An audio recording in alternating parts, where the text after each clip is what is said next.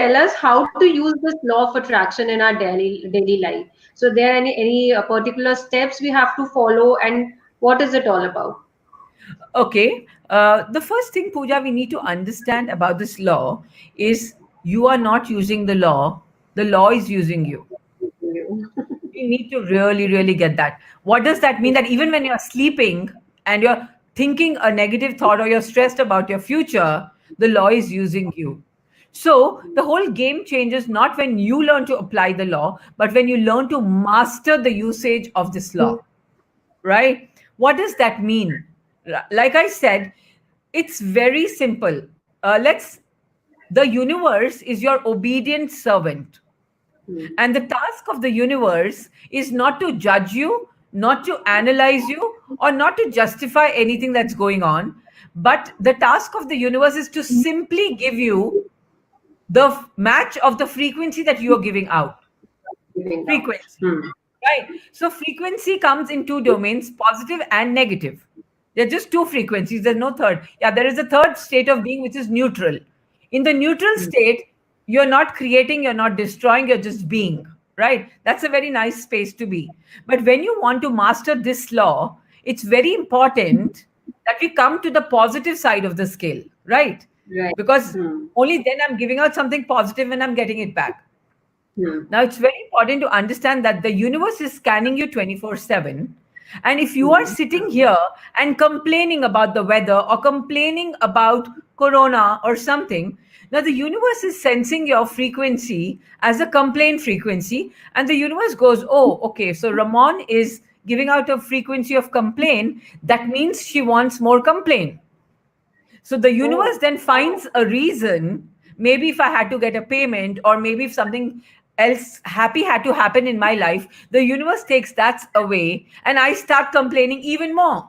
And the universe is so excited and say, yeah, I'm doing a great job because Ramon gave complaint and I gave her back complaint and now she's complaining even more. Right? So that's how this whole game is going on between you and the universe. And guess what? Who has the power to cut this loop? You. The universe has no power over you.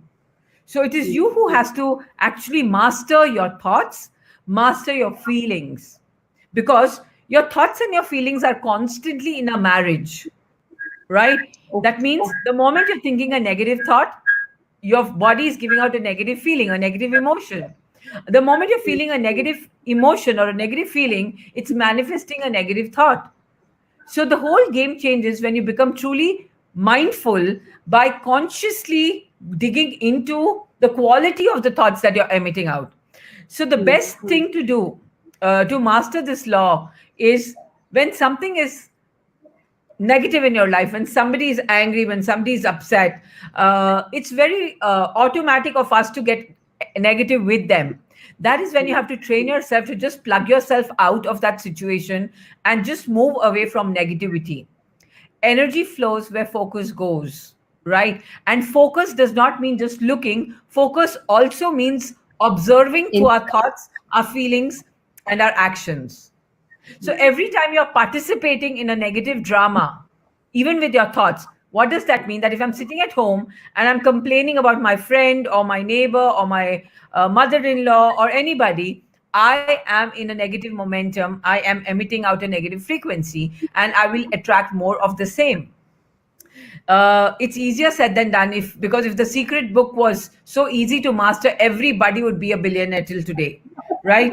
Right. So it's really not about reading the whole thing. It's also about going inside of our subconscious, right? And clearing all our old programs, our old point of views, our old experiences, because we carry all the experiences that have happened to us ever since we were conceived in our mother's womb inside of our subconscious. So when you really want to master the science of deliberate creation or the law of attraction, the first goal is not about understanding the law. The first goal is about going and creating a new mindset, creating a new program in your subconscious. What does that mean? Like, for example, if a child grew up in a very financially tough environment, the 0 to 14 years are the foundation years of a child's psychology. right? Or a child's mindset.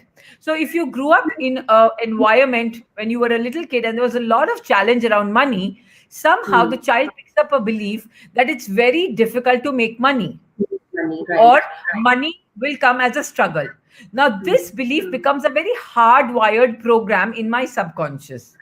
Then I grow up and I'm 25, 26 years old, and I read the book Secret, right? And then in the Secret, it's written, oh, you got to be in gratitude, write your gratitude manual. So I consciously start doing that. But what is in my subconscious? Money is not easy to come because that's my experience, right? So now we go into a conflict between the conscious and the subconscious, because consciously you're saying I want more money, but the subconscious is saying, listen, you can't have money because it's hard to make money. So now you get caught up in a war between yourself, between the conscious and the subconscious, and guess who wins the game? Who is more powerful? The subconscious, right? So the first game, the first goal to master the law of attraction is we got to do some self work. We got to go within our subconscious to reprogram all of those viruses, all of those negative beliefs that got embedded so deeply as programs, and they're driving our life. So once I've reprogrammed my subconscious with a little bit of self work and a little bit of technical know how of subconscious reprogramming, then after that, when I do the gratitude and the manual, now what happens is my conscious and my subconscious are in sync. They're speaking the same language. Right.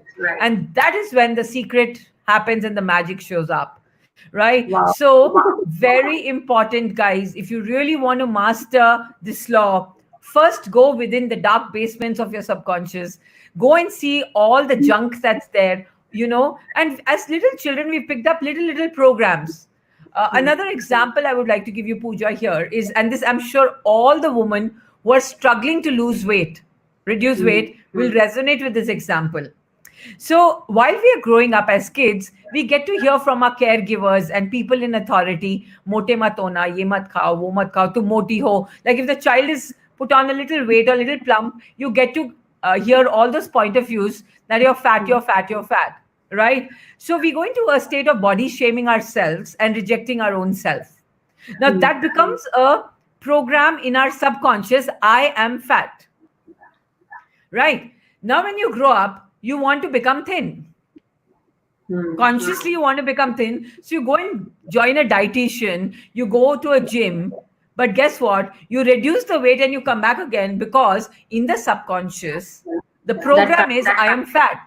So the role of the subconscious is to preserve the beliefs of the master. I'm repeating this. The role of the subconscious is it simply preserves the belief of the master. So if I believe I am fat, my brain will preserve I am fat. So it's going to indulge me into eating excess food or eating the wrong kind of food to keep me fat. So if I really have to reduce my weight, before I go to a dietitian, before I go to a gym, I have to first go inside my subconscious and change the program from I am fat to I am thin. And that is when you do your dietitian program in a gym program, you get into that